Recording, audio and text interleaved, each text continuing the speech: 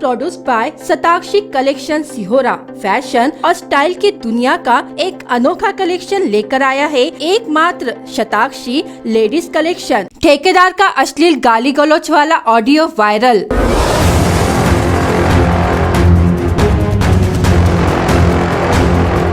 पगार मांगने पर ठेकेदार की गाली गलौज।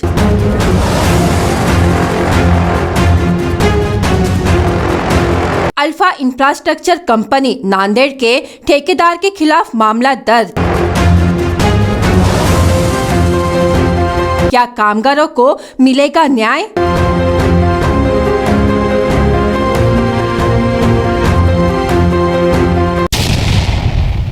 भंडारा के विद्युत विभाग का ठेका अल्फा इंफ्रास्ट्रक्चर कंपनी नांदेड़ को दिया गया था।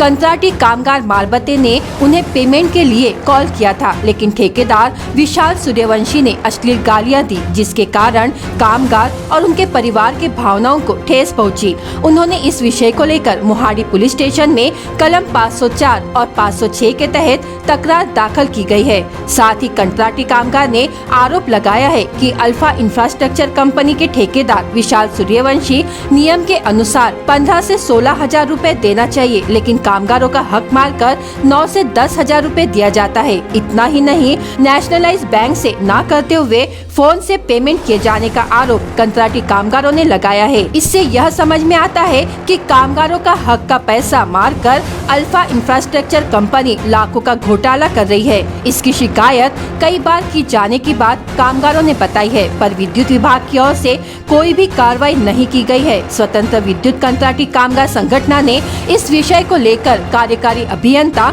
नाइक को निवेदन दिया। जल्द ही ठेकेदार पर कार्रवाई नहीं होगी तो आंदोलन की चेतावनी दी है। इलेक्ट्रिक विभाग से गुप्त सूत्रों की जानकारी के अनुसार यह पता चला है कि इस घटना को गंभीरता से लेते हुए इस घटना की जांच पड़ताल कर 10 से 15 दिनों में अल्फा इंफ्रास्ट्रक्चर कंपनी का टेंडर कैंसिल किया जाएगा व ठेकेदार विशाल सूर्यवंशी पर कर नियम के अनुसार उस पर कार्रवाई की जाएगी। फोन पर अश्लील गाली गलौज करने वाले ठेकेदार विशाल सूर्यवंशी का कंत्राटीदारों की ओर से निषेध किया जा रहा है। इस घटना का गाली गलौज की रिकॉर्डिंग का ऑडियो वायरल होने से भंडारा जिले में सनसनी मची हुई है। देखने की बात ये है कि ऐसे ठेकेदारों पर कौन सी कार्रवाई होती है या शासन प्रशासन हाथ पर हाथ धरे बैठे रहेगा।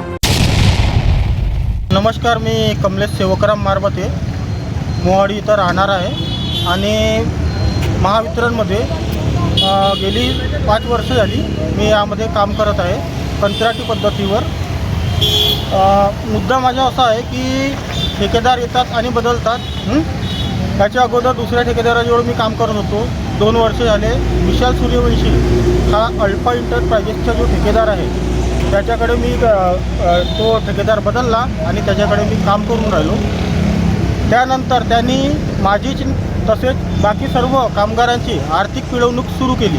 आर्थिक पिळवणूक सुरू केल्याच्या नंतर आम्ही ह्याबाबत सर्व कंप्लेंटी घेऊन AC साहेबांकडे गेलो असता AC साहेबांनी त्यावर कोणतीही ॲक्शन घेतलेली नाही आणि हा लढा आमच्या 2 वर्षापासून आतापर्यंत सुरू आहे। त्यानंतर आम्ही 22 तारखेला सर्व पुराव्यानिशी त्यांच्याकडे कागदपत्रे सादर केली असता त्यांनी त्यावर कारवाई घेतली नाही आणि मला 7 तारखेला कामावरून काढून टाकण्यात आले।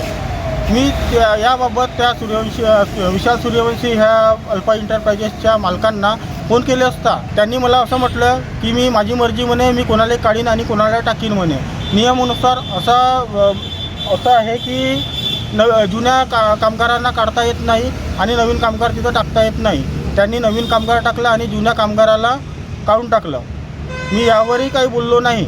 मी त्यानंतर त्यांना पगारासाठी म्हणून फोन केले असता पगारासाठी फोन केल्यानंतर त्यांनी माझ्या पत्नीसमोर, मी स्पीकरवर फोन टाकला होता, माझ्या पत्नीसमोर त्यांनी अश्लील शिवीगाळ केली आणि माझ्या पत्नीला, त्यानंतर माझ्या आईला, त्यानंतर माझ्या बहिणीला एकदम कमरेच्या खाली अशा अश्लील भाषेमध्ये बोलला।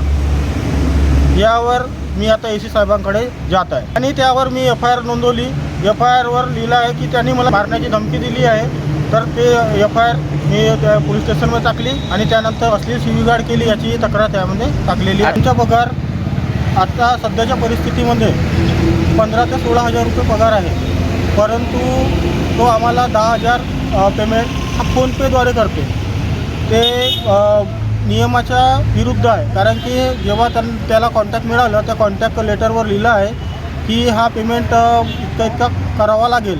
तो त्या तारखेनुसार करत नाही आणि नॅशनलाइज बँकेमध्ये करावं लागेल, पण नॅशनलाइज बँकेमध्ये सुद्धा करत नाही. तर याबाबत आम्ही त्या अधिकाऱ्यांना तक्रार केली असता त्यावर कुठलीही कारवाई झालेली नाही. माझी मागणी हेच आहे, हा ठेकेदार आज माझ्यासोबत जे झाला ते आहे बाकी सर्व कंत्राटी कामगारांसोबत होईल. हा नंतर पुन्हा गुन्हा घडू नये आणि अशा गुंड प्रवृत्तीच्या ठेकेदाराला या इथून काढून टाकावे.